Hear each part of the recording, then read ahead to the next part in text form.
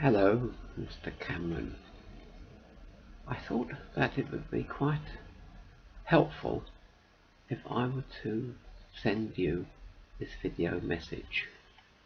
I know that you must be a very busy man, but I hope that you will find time to at least have a look and listen to what I have to say, because it is of great importance. I myself am disabled, and I'm also a Christian. What I find interesting is that you yourself say, and I've heard it quoted quite a few times, that you are a Christian. Now, I don't know how active a Christian you are, whether you go to church just at special occasions or whether you go on a regular basis. That, of course, is your personal choice, and it's not up to me to judge one way or the other. What I would say, however, is that your policies do seem at variance with the Christian ethos. For example, there is a very interesting Facebook group called I Love My Foreign Spouse. Now, I know that you might find this a little bit difficult to understand, but placing the onus on married couples where one of the partners lives outside Europe by saying that they have to earn a minimum of £18,600 per annum in order to be granted their spouse visa. I think that this is something that perhaps you fail to understand. You do not understand the fact that these people are genuinely in love and are being prevented from becoming a family because of your draconian policies. Now, as a Christian, I wonder whether you are familiar with Hebrews 13 verses 1 to 4. It's well worth looking up, actually, because it is a section of the Bible which may help you in making your future policies. And just to remind you, let me quote: "Let mutual love continue. Do not neglect to show hospitality to strangers, for by doing that some have entertained angels without knowing it. Remember those who are in prison, as though you were in prison with them, those who are being tortured, as though you yourself were being tortured. Let marriage be held in honour by all." Now, dear Mr. Cameron, if you consider this for a moment, perhaps you will appreciate that you are not holding marriage to be an honourable state of being. It shouldn't matter where you are living when you fall in love. You can't help but fall in love with the right person, and whether it is in Europe or outside Europe shouldn't make any difference. Now, I can speak personally about this because my good wife Marlene comes from Durban in South Africa, and unfortunately it is outside the European common market. And when we came to get the spouse visa applications, etc., it was not by any means easy, because it was so complicated. In fact, I didn't earn the prerequisite 18,600, and it was not until Nick Smith, then my local MP, drew my attention to the attendance allowance provisions, where I realised that because I'm disabled, I should be able to apply for attendance allowance, and then I would be given a spouse visa without any financial implications or requirements.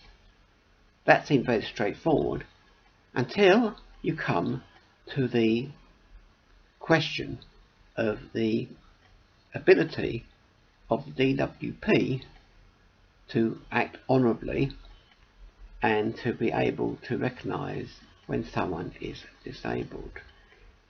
And believe you me, Mr. Cameron, it took me a whole year of more than 130 documents and letters before my case came in front of the tribunal, as the DWP consistently denied my applications and reconsiderations.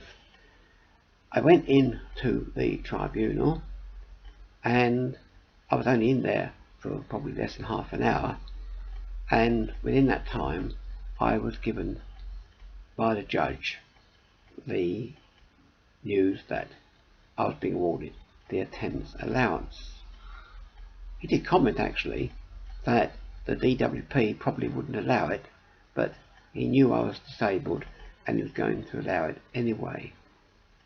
So you see, it is not just one department that seems to be not doing its job properly, but there are other places too. And dear Mr. Cameron, as a Christian, I'm sure that you would not want to disadvantage anybody who was in love and who needed your help, because at the end of the day you have a big responsibility to ensure that people like myself and others like me actually do have an opportunity for fairness and equality. Sometimes I feel, as a disabled person, that I'm out on a limb. People don't seem to appreciate the fact that being disabled makes you very vulnerable in many ways, and I've had quite a few difficulties since I was so seriously ill and very nearly died. But the good Lord decided that he had work for me to do here, and so here I am. And now that I am able to speak my mind, as it were, it's not that I'm sort of being nasty to you or wish to be using swear words or anything like that, but you need to know, Mr. Cameron, sir, that there are people like me who would very much appreciate a little bit more consideration. There's no need for you to maintain this £18,600 per annum requirement. None at all. If people like my wife and I are genuinely in love, then you should be encouraging it. And remember also that Hebrews 13:2 says, "Do not neglect to show hospitality to strangers, for by doing that some have entertained angels unaware." And I'm sure that there are many people who you perhaps have disbarred and prevented from coming to this country through marriage, who would make a very welcome and substantial contribution to the economy of the UK. And after all, you keep banging on about that kind of thing, so really you need to perhaps be a little bit more understanding and aware of the problems you are actually causing by your own policies. Turning the other way and talking about the disability grants and attendance allowance and PIP and disability living allowance, etc. I know that it is something that you would like to reform, but please, please, please don't do so at the expense of people like myself who have already very little money coming in, and it makes it even worse when some of your policies are designed to reduce the amount of weekly payments being made to people who have no other means of extending their weekly income. I know you're a busy man, Mr. Cameron, and you will probably say to me, I haven't got time to meet you or discuss things with you. But it takes courage sometimes to admit that you're wrong. It also takes courage not to hide behind statements to the press or statements in Parliament, but to meet people like myself face to face. Because at the end of the day, we are the people that are suffering. You, Mr. Cameron, I believe, as I've heard it said, that you are a millionaire, possibly many times over.